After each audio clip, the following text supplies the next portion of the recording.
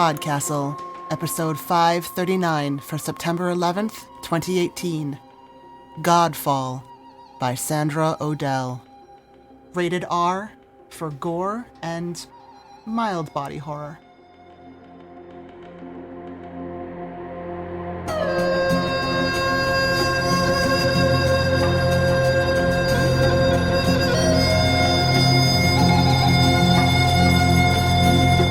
Hello and welcome to PodCastle. I'm your host, Setsu Uzume. Sandra Odell, existential horror in a straight shooter style. Sandra's got one of those voices you recognize as soon as you read it, and we are very proud to present the titular story in her collection, Godfall and Other Stories, which came out earlier this year. Sandra lives in Washington State with their partner, sons, and an Albanian miniature moose disguised as a dog. Her work has appeared in such venues as PodCastle, Pseudopod, Cast of Wonders, Daily Science Fiction, and crossed genres.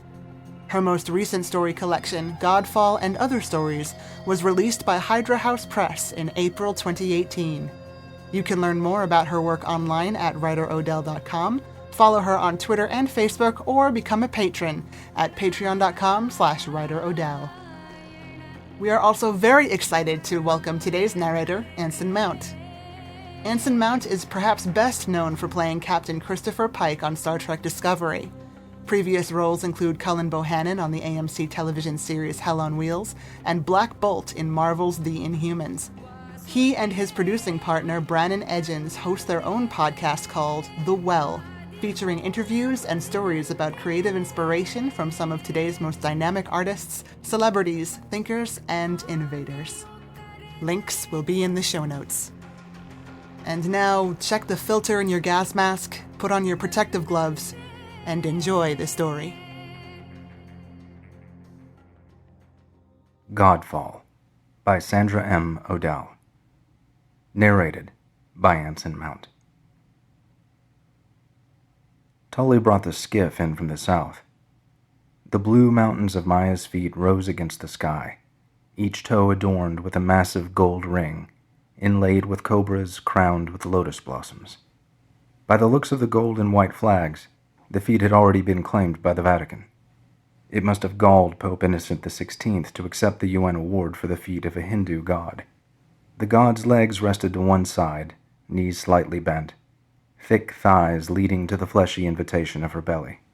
Tully couldn't see the upper arms, but her lower right arm lay across her midriff, while the lower left arm lay flung to the side, a cosmic afterthought. Immense gold bracelets at the wrists framed the wealth of rings on both hands.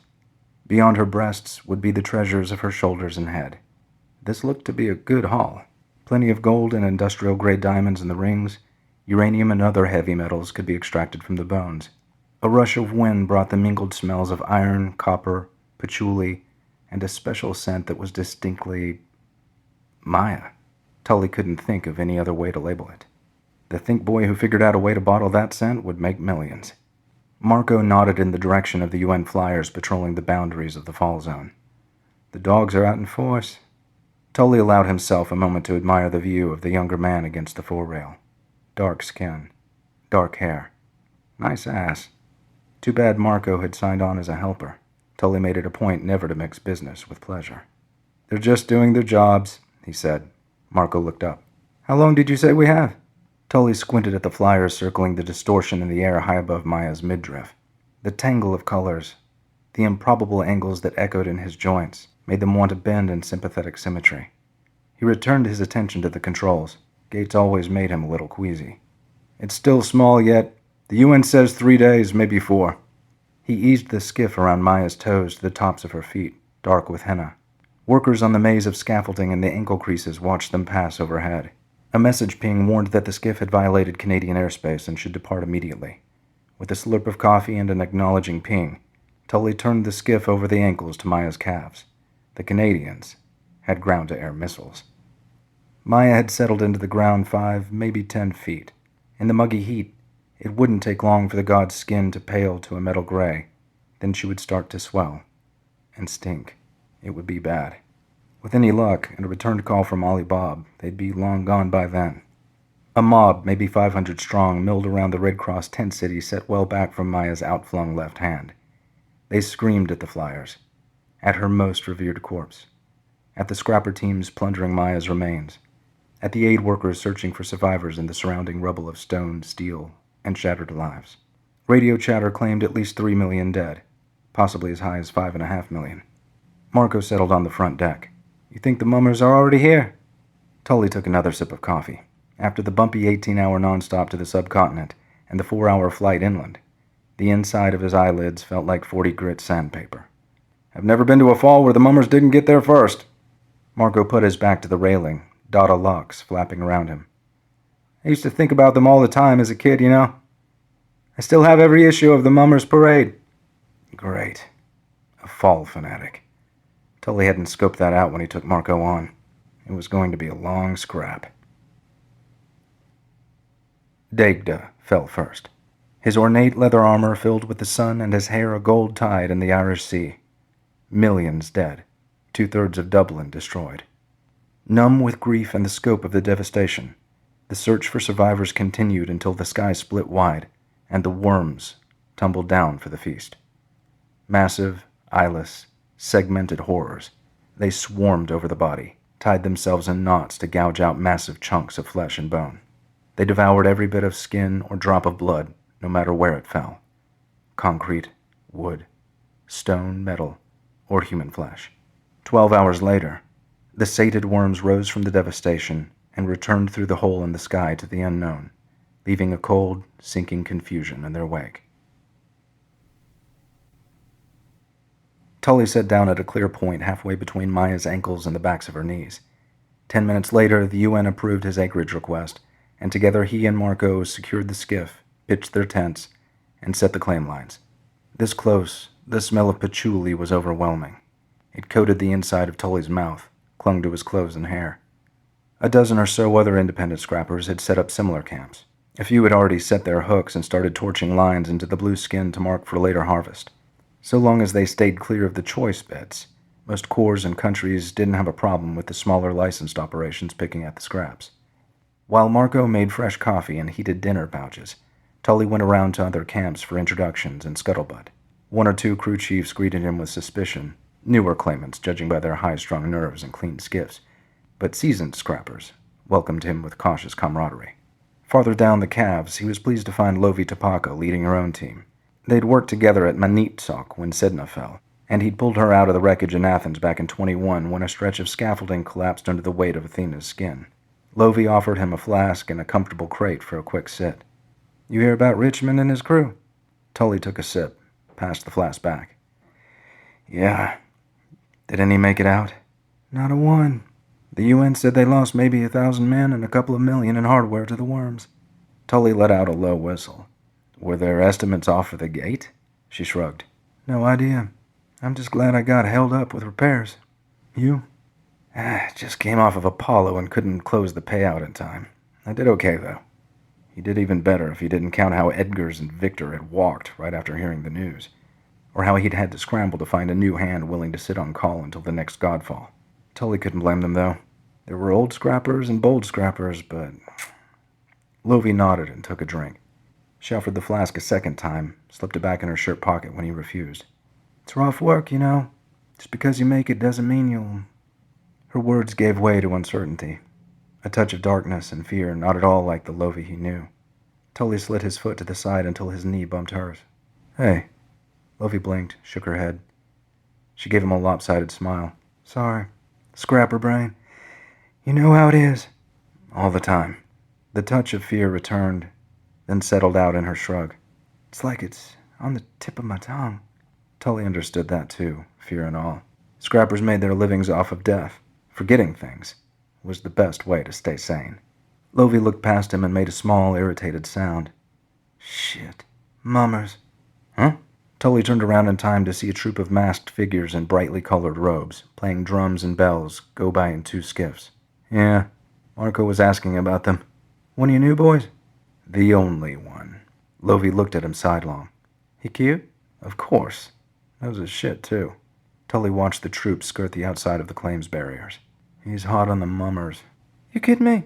When Uko fell in 23, they came skulking around our camp in the middle of the night, saying they only wanted to touch our torch site so they could celebrate him. We got so tight for time driving them off that we almost didn't make it out before the alarm sounded. Nearly lost our entire haul. The mummer stopped on the far side of Maya's knees to make camp, well away from the Red Russians' extensive claim to the thighs. The whisper of their bells was lost in the whine and sizzle of torches as nearby crews methodically butchered the dead god. Tully hitched his shoulders. It takes all kinds. She shook her head. I never thought I'd see the day when you went soft. He stood, putting his hands to his lower back. It's nothing about soft. I just don't see a reason to pull a gun when the other guy's got nothing but a butter knife. Lovey laughed long and hard and got to her feet. She slapped him on the shoulder. That's the Tully I know. Hey, what about Maui? I thought you'd be busy fishing by now. Tully grinned. I get a big enough payout this time. I will be. She slapped him on the shoulder. Keep the dream alive, man. Best advice he'd gotten all year.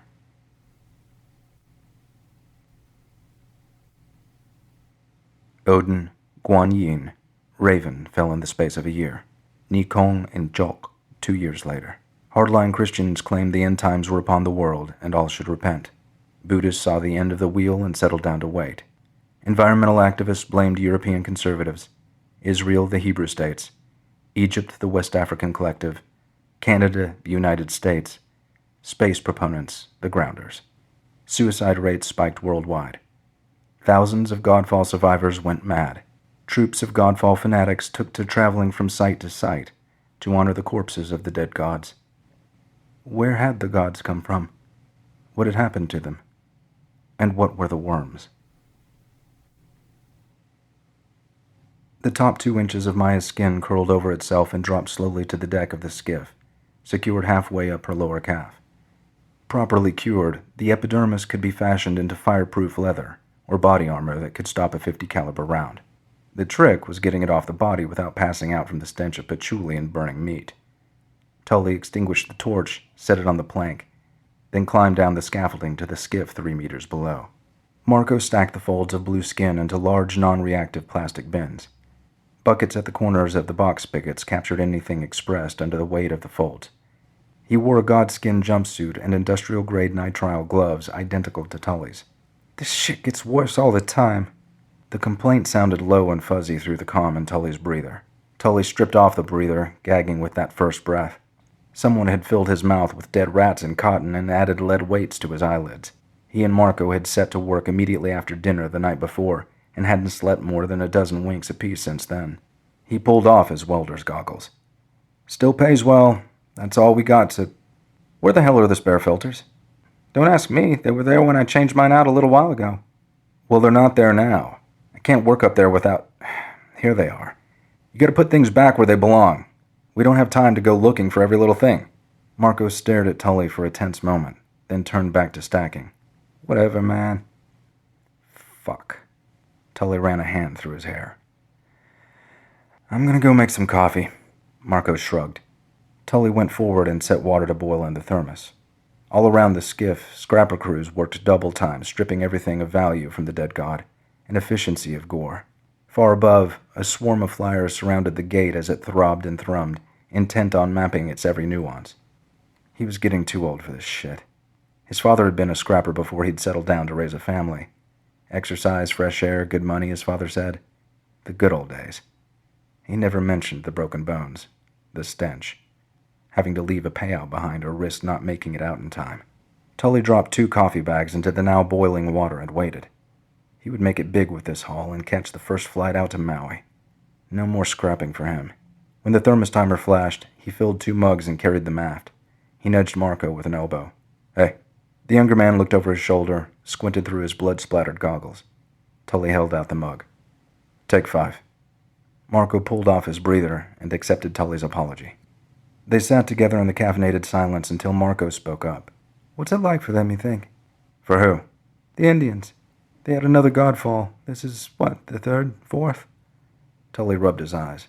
India is a country. Hinduism is a religion. Marco rolled his eyes. You know what I mean. The coffee was defective. Tully didn't feel any more awake.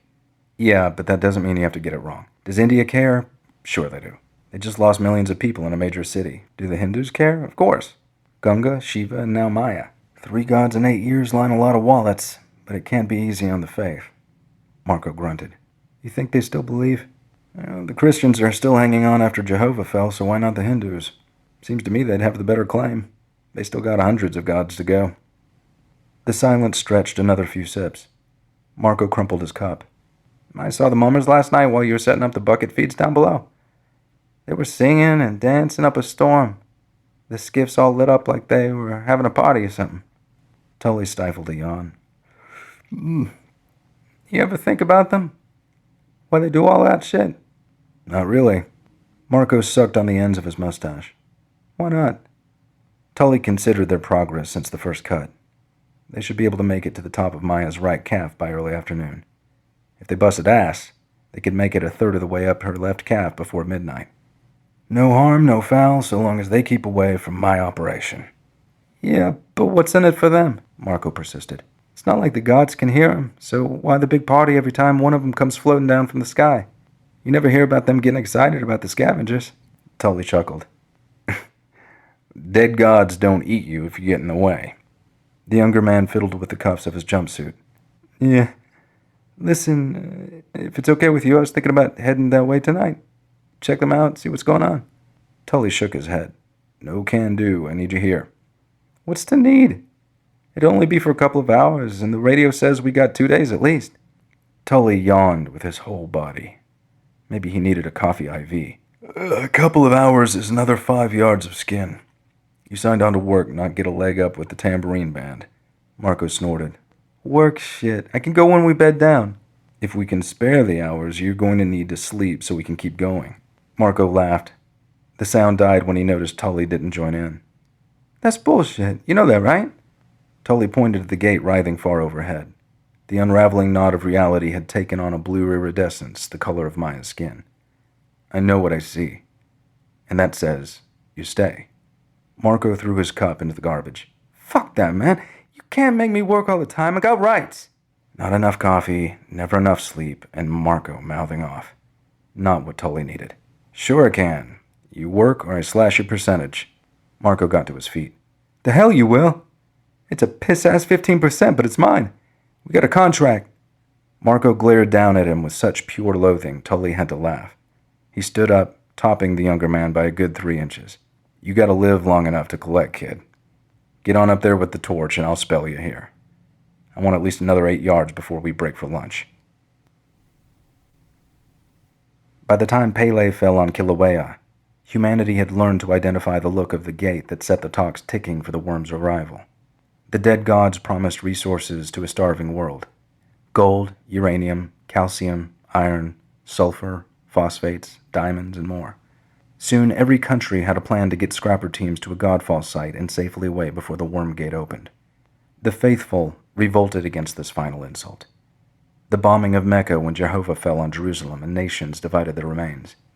The dirty nuclear strike that wiped out Rio de Janeiro after C's harvest. How the Odinists gutted the Icelandic president and 8 members of his cabinet when they approved the butchering of beautiful Baldur. You will not take our gods from us, part them out like so many fish or bits of wood, they said. We shall remember. We shall overcome. The world answered with grim practicality. Look to the dead for your memories. We do what we must to survive. Ali Bob's arrival an hour after lunch saved Tully from listening to more of Marco's whining. The broker peered into the skiff's hold with his flashlight. Not much to show for your work, eh? Tully snorted and leaned against the aft rail. Ali Bob claimed to have his father's sex appeal and his mother's love of fine clothes. Tully could have added bad breath, body odor, and a few less complimentary qualities to the list, but the man usually paid the best prices, so he kept quiet. Give me a break. We hit the clock last night and haven't so much as stopped to take a piss. Ali Bob dropped the flashlight in his linen suit coat pocket. Ah, Tully. Always so poetic. 50 meters overhead, Marco secured the last of the scaffolding to the topmost edge of the lower calf. Good to go! Tully moved to the skiff controls. Hang on a minute. He roused the engines, released the hooks, and guided the skiff up until it hovered below the top scaffolding planks. While Ali Bob wiped his hands clean, Tully helped Marco secure the mooring hooks. He passed Marco the torch. Get on it. Nearby crews crawled their way up Maya's fleshy calves, ants conquering a tree brought down in a storm. 3 acres ankle-way, Lovi's team peeled away massive strips of epidermis and sectioned off the first layers of the dermis from the lower calves. Above the knees, Red Russians stripped muscle and fat from both thighs. Only that morning, they'd shot down 2 skiffs that had nosed too close to their claim. The largest crews had teams on the ground to suction runoff blood and viscera into 55-gallon drums. Radio chatter had it the Japanese, working the left shoulders, had figured out a way to automate the entire ground cleanup. Ali Bob mopped his brow and gestured over the side of the skiff. "Those buckets are filled with blood?" Tully nodded. "Yeah, most of it from the box runoff, but 3 from burn weepage. We should have 12, maybe 14 by the time we pack it in. Give me a couple more men and another skiff and I can double that, maybe triple." The broker folded his handkerchief and returned it to his breast pocket. "My crews are already spoken for. You are aware—" The high whine of the torch split the conversation in two. Ali Bob's penciled eyebrows expressed his opinion of the interruption. He leaned in towards Tully and continued. "You have heard that the gate is growing faster than expected." "What, really?" "Bad news. Very bad." Tully looked at the sky. The gate still thrummed blue, but didn't seem any larger. Not really. Maybe? He didn't have the sensors and gadgets to tell for certain. "Nothing's come over the radio, are you sure?" "Am I ever not sure when I share information?" True. Ali Bob always gave good intelligence. Any ideas why? The broker spread his hands, palms up. "The humidity, the equinox, the phase of the moon, the average rainfall on the Serengeti. My sources did not say. Sometimes the gates open faster than others. You know that?" "Well, did you bother to tell anyone else?" Ali Bob arched an eyebrow and sniffed. "Of course." That was a load off. How long until the word came across the radio? How long do we have? "Until midday tomorrow at the least. I would, however, make certain to store your harvest in case of the unexpected." Easy for him to say. Crap. Have you seen the French water drill? Cuts through dermal and subdermal like that. Ali Bob snapped his fingers. And straight to the muscle. Such clean lines, too. 3 months ago at Hongor, I watched the team excise whole tendons from my DD. 3 meters long at least. Now you harvest muscle tissue and tendon, and I can offer you double the going rate for your poundage. Doctors in Istanbul are scrambling for all the muscle tissue they can get to study limb regeneration. Tully rubbed his face. He needed sleep, not borderline panic. "I'll keep that in mind." He pinged Marco's comm. Marco grunted in acknowledgement. "Change of plans. Clear space. I'll be right up with the torch." A 3-note signal sounded over the radio. "Gate update to all channels. All channels. Gate update in 3, 2, 1. Tiamat, Amaterasu, Dionysus, Osiris, Marduk, Hera, Monkey, Amuzenkab, Shihe." Research hinted that more worms left a Godfall site than arrived. Other research suggested the worms devoured one another in the frenzy, driving the numbers down. No hard numbers could be obtained to support either claim. God stuff expanded new horizons of scientific discovery, lifted developing countries out of suffering, and challenged the underpinnings of philosophies and religions worldwide. Tully jerked his head up, blinking against the glare of a passing searchlight from a UN flyer overhead. An uncomfortable warmth spread over his left thigh and knee. He looked down, swore, and turned off his torch. How long had he been asleep? Couldn't have been too long. "Marco!" The young man was nowhere to be seen. Not in the skiff. Not on the ground, as far as he could tell. Louder. "Marco!" The comm line remained clear. Searchlights from UN skiffs swept back and forth over the beleaguered corpse, catching the glistening stretches of bare muscle and fat. Spotlights from the ground made a taffy of the workers' shadows, stretching them to impossible lengths. Local crews pushed themselves to eke out the last few feet of harvest before they had to abandon Maya to the scavengers. From farther up the body came the muted pop of ribs pulled free. Or maybe vertebra. He was too tired to tell. Tully scrambled down the skiff, hitting the deck 2 steps before he expected. He clutched the scaffolding until the world stopped shaking. "Marco!" In the musty, sour space below deck, he found Marco's blood-stained jumpsuit and breather in a heap on the younger man's bunk. Shit. The faint buzz of an echo came from Marco's breather. Tully ripped off his own breather, swallowing past the upswell of bile. Suit and breather left behind. Same with the rifle on the rack. He hurried back to the deck and looked thyward. No sign of Marco, and the mummer camp was lost in the glare of the work lights. I don't need this right now. I don't fucking need this. What to do? What to do? Drag Marco back to the job? Had to find him first.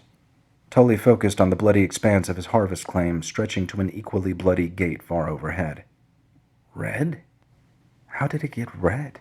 What happened to blue? Never mind. Coffee. More coffee. Tully made himself a quick thermos, burned his tongue on the first swallow. He left the torch perched on the corner of the scaffolding.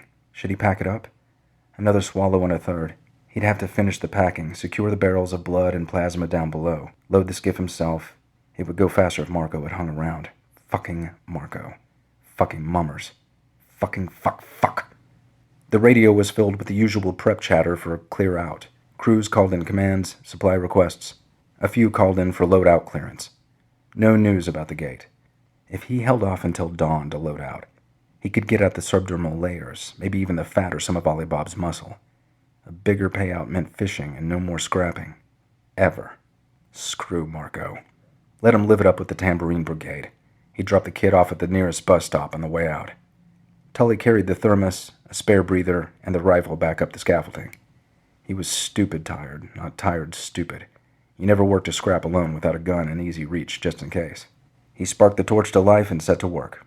40 grueling minutes later, the strip of epidermis came away and dropped to the skiff. He set to work on the dermis, not particularly concerned with size or shape, only finished work. No payout if he didn't get the scrap out. He eased the first chunk down, the first 2 rungs, and let it drop. One down, who knew how many to go? He exhaled and kept working. Cut, twist, pull, drop. The cut lines blurred. His hands began to shake. Blood and bits of detritus splattered his goggles. 3 pieces, 4. Patchouli curled insidious and thick through the filter. 5, 6. He had finished the coffee already? Tully shook his head and kept working. The world began to run like watercolors in the rain, spilling over his hands. Maya smiled down at him, wide blue lips opening to devour his name in the wild abandon of her hunger. The torch traced a path across the sky, a bright white star carving his name on the back of her tongue. Maya would swallow him whole and let him finish out the rest of his days. Yeah, Marco could rot in the belly of a scavenger. It would serve him right running off like that. Dumb kid, dumb. The torch dropped from Tully's hand. He jerked backwards and went down on his right knee. It popped and a grinding fire exploded up his leg. His stomach clenched and he barely got the breather off before the coffee came rushing out of his mouth and over the railing. Bone ground against bone, screaming under the skin. Tully dropped to his side, praying someone would knock him out, cut his leg off, fucking kill him. It hurt so bad. He lay there until the haze of red pain receded, staring up at the dull black sky. No stars. Nothing but the occasional UN flyer and the red gate twisting in on itself. Tully began to cry. He couldn't do it. No way he could pack it all in now. Make it down to the skiff and the radio? Hell, he couldn't even reach the gun to fire a couple of shots to attract attention. You gotta live long enough to collect, kid. Tully closed his eyes, only for a moment, and fell into Maya's waiting mouth.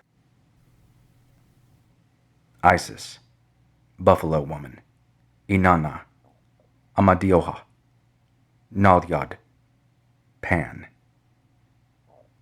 The Godfall treasures inspired a greed that shattered treaties, destroyed governments, left millions dead, and millions more homeless. The have-nots became the haves became the want-mores. Riding on the coattails of that greed came the realization that the worms could open their massive mouths and someday take it all away. One by one the gods fell, and humanity learned to adapt. Maya spit Tully out and he slammed into the railing. He put weight on his right leg to stand and fell back with a scream. A spike of fire rammed through his knee. The scaffolding lurched again. Tully gripped the railing and pulled himself upright, biting through his lip with the focus of a pain he could control. Voices and the clamor of sirens filled the night. Metal screamed against metal. The scaffolding bucked under him. Maya jerked, rumbled, twitched on the Richter scale. No. Something inside her moved. Above spun the gate, an angry, throbbing red. White threads curled around the edges and dropped from the hole, swelling, stretching, black mouths gaping. They fell on Maya's belly like calving glaciers, ripples causing the body to convulse. Worms. The gate was open, and the scavengers had come for him. No. He was going to die in the belly of a worm. Fear trumped pain. Tully tumbled to the skiff and dragged himself to the controls. Over the staccato radio chatter and the howl of lifter engines came a strange, hollow chanting from below. The tinny jangle of tambourines.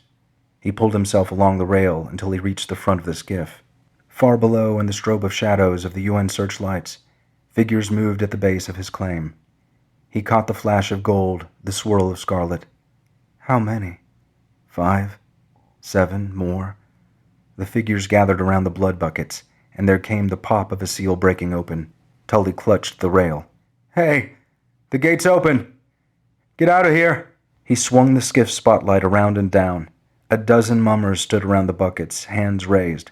One looked up at the light with a fixed, filigree smile, then turned its attention to a figure on its knees in front of one of the buckets. Are you crazy? I said the gate is open! Maya's body jerked again, her flesh trembling under the assault of hunger. The skiff bounced against the god's bloody flesh with a meaty metallic squelch that trembled through the deck. The mummers didn't move. The kneeling figure turned its face to the light, and Tully's reality slid sideways. Marco stared up at him with filmy white eyes, lids swelling and stretching to seal them away from the light. His mouth stretched beyond the limits of flesh, a lipless black pit ringed with jagged teeth. I am become, the younger man sang above it all. I am hunger, and I am become. Other voices joined his. Tully swung the light around and something twisted and maggot-white bored through his mind. Worms, as far as the eye could see. One scooped up a mouthful of people and debris. Another plunged headfirst into Maya's bloody flesh, twisting itself to tear away chunks of muscle and fat. Crowds of mummers raised their hands and sang as the scavengers rolled and thrashed back and forth, shattering matchstick scaffolding, sending men and women screaming to their deaths. Worms everywhere, sliding over one another to reach Maya's body. Fires burned unchecked, equally hungry and destructive. Black smoke poured from punctured fuel tanks, blotting out the stars. Reality jammed a railroad spike through Tully's left eye, the god eye sacrificed for knowledge. He focused the light on his hired hand far below.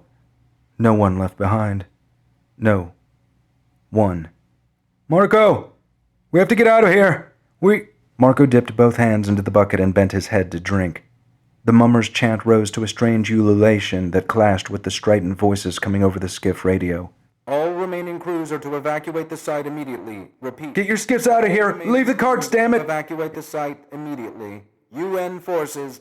And Lovey's voice. Tully, are you still there? Jesus Christ, get your ass out! Marco lifted his bloody face to the light. His eyes bulged like blind fruits above the black maw, bone-white hairs burrowing into his cheeks.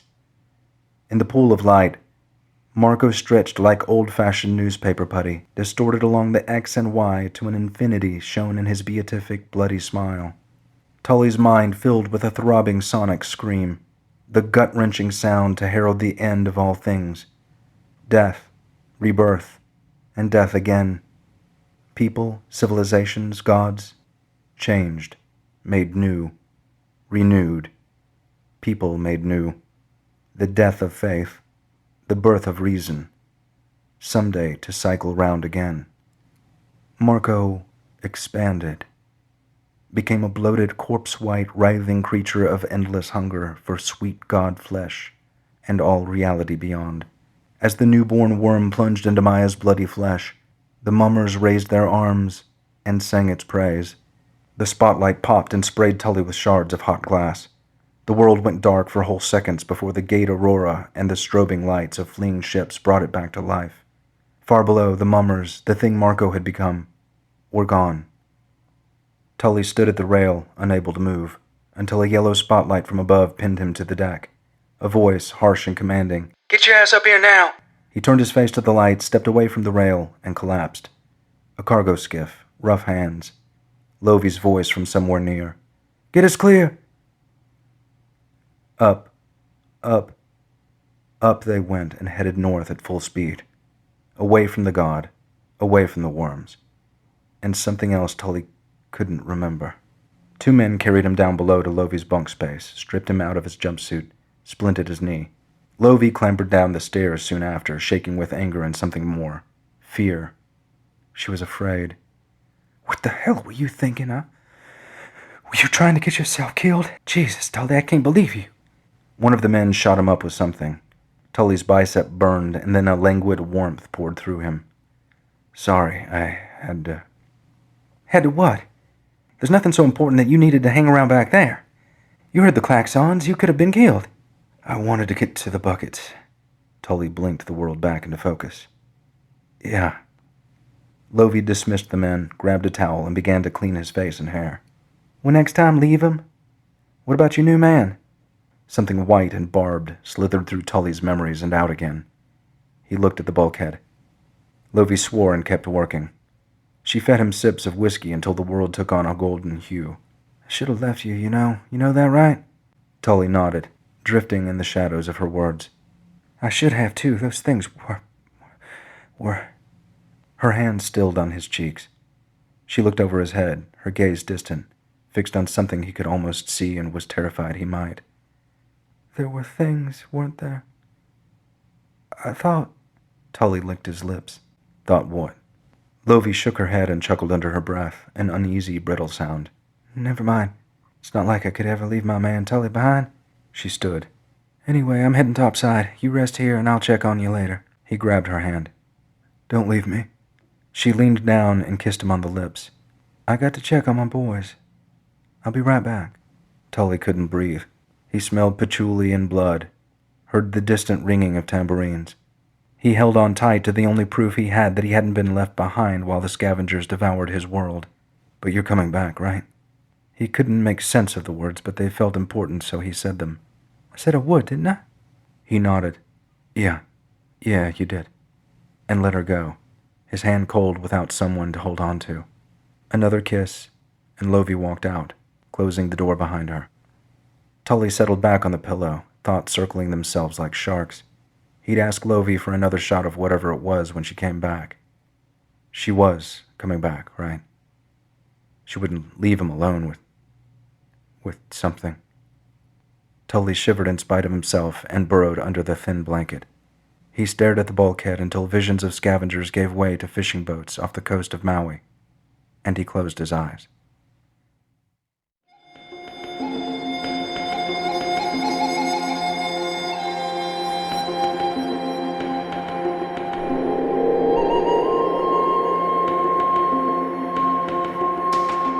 And welcome back.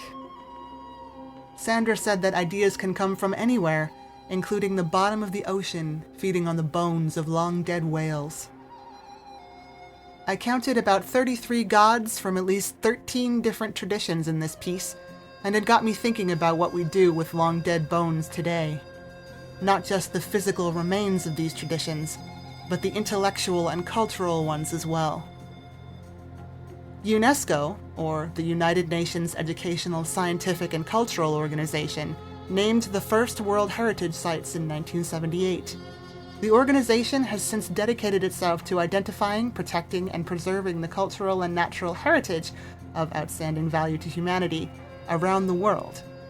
The ability to access one's heritage, from religious buildings to archaeological sites and landscapes, provides a much-needed sense of identity, dignity, and empowerment. In times of peace and times of emergency, culture can be a vehicle for rebuilding economies, mitigating tension, and fostering pluralism. These sites, rich with historical and symbolic value, frequently find themselves at risk not only from natural disasters and armed conflict, but from industry as well. According to UNESCO's website, the threat represented by extractive industries has been steadily rising since 1993. There have been 411 reports on 79 World Heritage Sites regarding mining, oil and gas, or quarrying issues over the past 30 years. This issue now stands as the 7th most important factor affecting World Heritage sites across the globe. If you'd like to know more, a good place to start would be UNESCO podcast, Exploring World Heritage. If direct action is more your style, check out the Indigenous Environmental Network at ienearth.org. That was our show for this week. On behalf of everyone at PodCastle, our audio engineer Peter Baravesh, our forum moderator Cat, your co-editors Jen Albert and Khalida Muhammad Ali, along with our cornucopia of first readers, Aidan Doyle, Crystal Claxton, Matt Dovey, Eleanor Wood, Ebony Dunbar, Devin Martin, Elora Gatz, Julia Patt, Hamilton Perez, and Ace Ratcliffe, thanks for letting us share another story with you. Be sure to share it with your friends, hit us up on social media, and if you would like to show some extra love, head to patreon.com/EAPodcasts for special events, bonus episodes, and PodCastle appearances in the wild. Finally, if you are an author or would like to be an author one day, our submissions window for Artemis Rising is open now. Check out podcastle.org for more details. PodCastle is distributed by Escape Artists Incorporated under the Creative Commons Attribution Non-Commercial No Derivatives 4.0 International License. Feel free to share it, but don't change it or sell it. We'll be back next week with another tale. See you then.